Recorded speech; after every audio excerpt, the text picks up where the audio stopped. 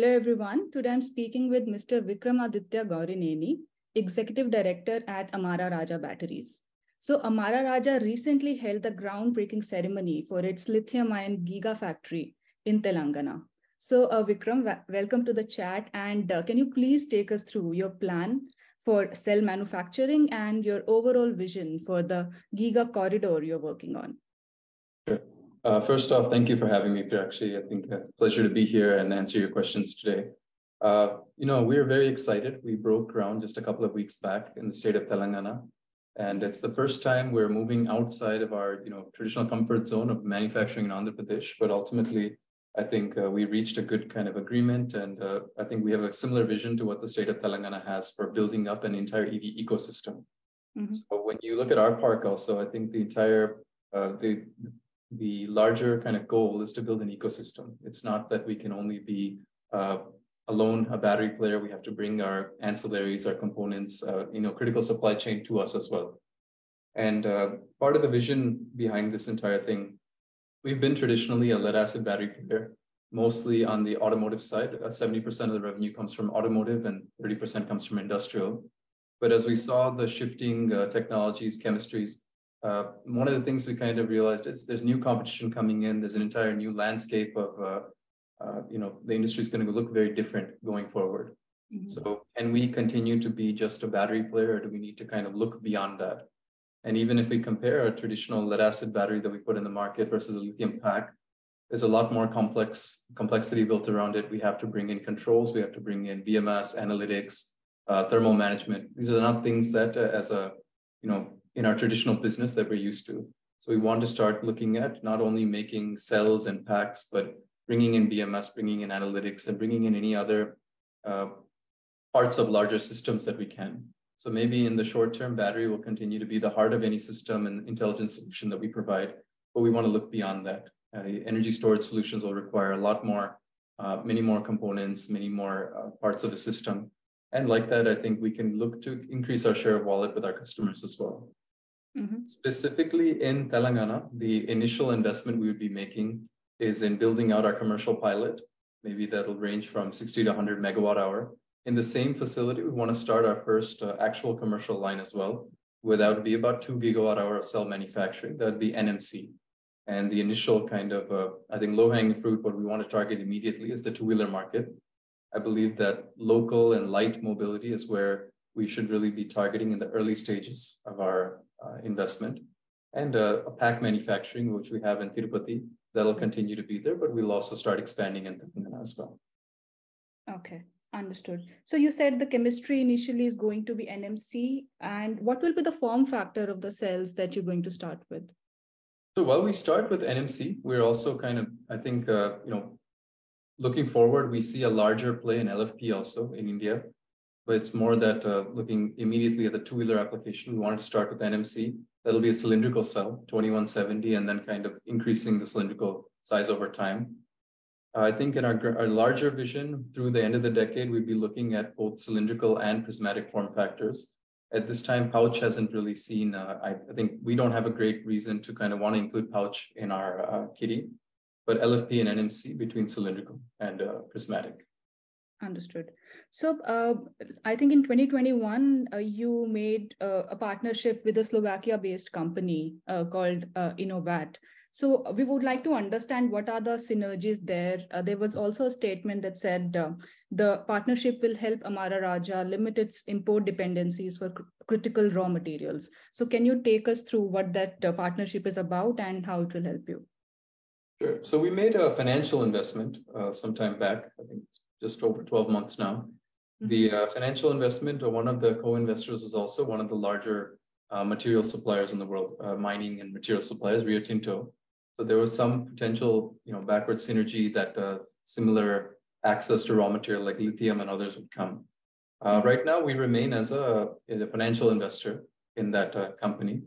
I don't think that everything's panned out quite the way that we would have hoped, but we continue to remain invested for the time being.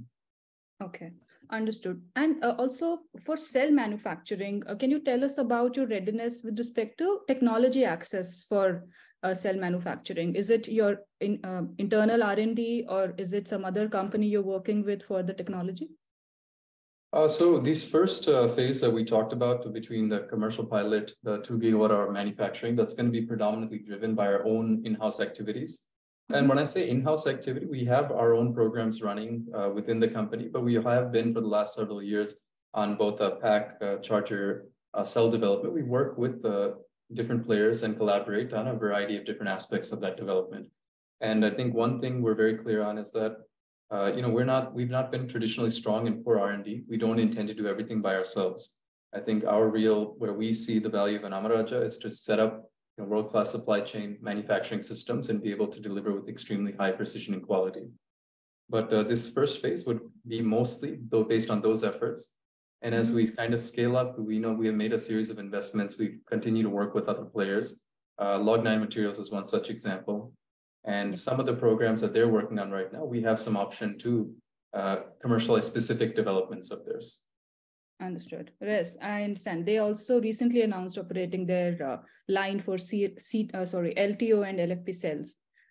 Yeah. So you think there can be synergies between them as well? I think so. I think we have a great working relationship with the Log9 team. LTO is something that I think they've taken a bet against most of the market, but it seems to be working out for them. And they found a good kind of use case, and especially in the last mile delivery, I think they've been pretty successful with it, rolling it out so far. I don't think I'm that bold, so maybe LTO is not my cup of tea, but on the LFP chemistry, especially on a larger cylindrical format that they're working on, we continue to watch that keenly, and we review from time to time with them, and we'd be looking forward to supporting and commercializing that. Okay. So Amara Raja did apply for the ACC PLI scheme when it was initially announced, but you were not among the companies who got it. So did it impact your plans at the time? Was there some course correction? Can you tell us about it? Sure. I think just a few comments on the PLI itself. Okay. From all the PLIs, well, we specifically participate in the ACC. I think the intent and what the government is trying to drive is well understood and well appreciated. But few of the areas where I think we were not able to bid as comfortably, as aggressively, I would say, there's two things. One, when you look at the way that they put the requirements for cycle life and density, and what we have to achieve to get any worthwhile incentive out of it. It's quite tough to achieve some of those parameters that they put out there. And I know that the intent was so that we didn't flood the market with very low-end, low-performance cells. But even now, if I look, it's been quite some time since that tender has been issued. I don't think that many of those specs are available widely in any commercial capacity around the world. So those are specs, especially in an infant industry like lithium in India, where it's going to be quite difficult to pull off and deliver, especially at the cost that we're also trying to achieve. Second thing, there was a pretty big driver on domestic value addition. Now, even at the most aggressive mapping, when we get started in about 24 months from now, we don't really see a great scope to have reliable domestic value addition beyond 25 to 30%. And anything more we do will be forced, and it'll be coming at a significantly higher cost. So these are two areas where I think there were players that obviously saw some advantage to it, but we weren't able to bid very aggressively. If you also look at some of the penalties of not delivering on that, I think it was coming out quite high. I know there's much larger players interested in this than Amara Raja, but I would say even at the size we are, it was enough to give us quite a bit of caution and hold us a bit. But as you can see, it's not really affecting us. I think Amara Raja, along with many companies, are going ahead in spite of not being part of the PLI. Part of what's helping us there are other government supports. There's a market kind of heating up. State of Telangana, in which I'm investing, has also been very proactive in bringing these investments and supporting us in many ways. So I think our plans are not slowed by any means, but of course, any incentive we could have received in addition to what we have would have helped. Yes, of course. So you said you will be starting in 2 years from now. Does that mean that's when you expect the first output from the cell manufacturing facility? In about 18 to 24 months, we expect to start the commercial pilot operations. So that would be more like the end of the R&D cycle, you can say, where B sample, C sample kind of production is going out. We'd start sending out samples to some of the potential customers. And another 6 months after that is completed, we would expect to start up on the 2 GWh line for the NMC cells. Okay, understood. So, and overall, you are looking at a capacity of 5 gigawatt hours, right? The ultimate capacity in this location, we're looking at more about 16 gigawatt hour at this point of time, and there's obviously some scope to expand that. I think as we learn and as we 2 gigawatt hours, kind of that starting capacity where we really want to learn, we want to get our feet wet, master the process from end to end. If I just give a slight comparison, in our auto battery, it took us almost it took us several years, let's say, to get to the first million batteries. But after we achieved 1 million, getting to 2 million, getting to 3 million became, it happened at a fraction of the time. And now each time we build a new plant, we don't size it less than 8 to 10 million. So with a lot of learnings, it's quite possible that we'll find that 16 gigawatt hour is not only achievable in the land and resources that we have, but it can probably be expanded much further. But because I don't know more now, I think it's hard for me to give a confident statement on that. Okay. So can you tell us what is the planned scale, planned amount of investment in this first phase, and when you further expand in phase-wise execution? So the total outlay right now is looking at about 9,500 crores. Mm-hmm. I would hope that actually we would decrease that over time. I think per gigawatt hour, we see some of the best plants in the world are kind of deploying at around 60 million USD, 60 to 70 million USD per gigawatt hour. Mm-hmm. Of course, we would love to be as close to that 60 as possible, but I think it'll take some time for us to get there. The first phase of this manufacturing, which includes the initial cell facility, which I talked about, up to 2 gigawatt hour, the first phase of the pack manufacturing, as well as our R&D center, would be entailing about 15 to 1600 crores. And that'll be spent over the next 2 years. Okay, understood.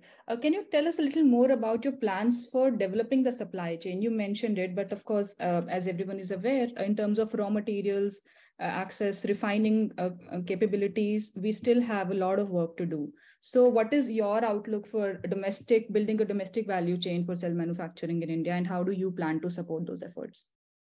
Yeah, I think I'd have to say that there's beyond a point. I understand that as a single company, there's not so much that we can do. Yeah. But what we would be looking at is just trying to work with other players as well. I think the word competition should not really factor into the Indian ecosystem today, because all of us would benefit from having an anode facility or a cathode manufacturer in the country. And I don't think that in building up the supply ecosystem, I think all of us need to work together to really bring those people.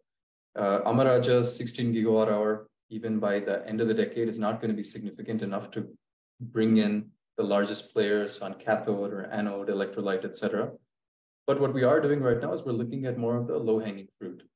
And there's, for example, the specialty chemical manufacturers in the country who are already looking keenly at their existing product portfolio and what they can do, how, with little effort, how they can kind of support what we need on electrolyte, on a binder, on other kind of things. So that's a little bit easier. We have significant scale in aluminum. If those players can also be convinced to put up some smaller capacities to make casing, to make foils, to make collectors, that's more of what we're working on. Mm-hmm. I'd say that right now, the ecosystem buildup in India is something I'm a little bit more concerned about, because until we really start to get to 60, 70% plus on domestic value addition, I think being globally competitive remains a challenge. And also we remain a little bit too dependent on somebody else's supply chain. The world is very dependent on the Chinese supply chain right now, and I don't see that changing in the very near future. But it would be very useful for many players to kind of come together, pool their capacities, and see how we can support these players to come up. But with that said, I think the cell manufacturing will come up far in advance of the supply ecosystem. I think that's unfortunate, but that's the way it's going to pan out. Yep. Maybe the one place I see a little bit of a bright spark, I think Epsilon on the anode side has been very proactive, but I think that's one example among many who are going a bit more slow. Yes, of course. Also, can you talk about the energy and mobility being your vision for becoming an energy and mobility enterprise? So apart from cell manufacturing, are there other efforts, other areas for involvement in the overall energy and mobility sector? So the larger kind of I think what we're trying, the vision that I was articulating earlier is just looking at how do we become not too dependent on only selling a battery to the customer, but selling increasing our share of wallet, let's say. But in the short term, what we've kind of done is we've started putting together a lot of capabilities that we have across the group. We have very strong capabilities in EPC and power electronics and large system integration, where in our facility, we used to already do containerized solutions for things like package substations, building out extremely large panels that go into electrical substations, et cetera. So doing this large system integration, especially electrical work, all that is something that we're quite comfortable with, that we're used to doing. But until now, these kind of capabilities weren't very synergistic with one another. But with electric vehicle, with energy storage coming together, all these things are kind of becoming, not just synergistic, but those industries themselves are kind of starting to overlap in a very interesting manner. Yes. So bringing that in, I think immediately we're able to be a kind of an integrated pack along with the charger, analytics, a lot of these systems we're able to give. So with all of our battery packs today, we're also trying to opportunistically sell an EV charger, right? An off-board charger, onboard charger, whatever it is. But going forward, I think just increasing how many things we can do. I think immediately the power electronics plus battery is a potent combination, but as we start to build on a software layer, as we start to build on that on the customer side, what more we can do for them, what other services we're able to introduce. Not only in the vehicle, but maybe energy storage, home energy would be a very big segment that we'd be keen on exploring further as well. Understood. Thank you so much, Vikram. Thanks so much for your time. And I look forward to speak to you again. Sure. Thanks so much. Take care. Thanks, Vikram.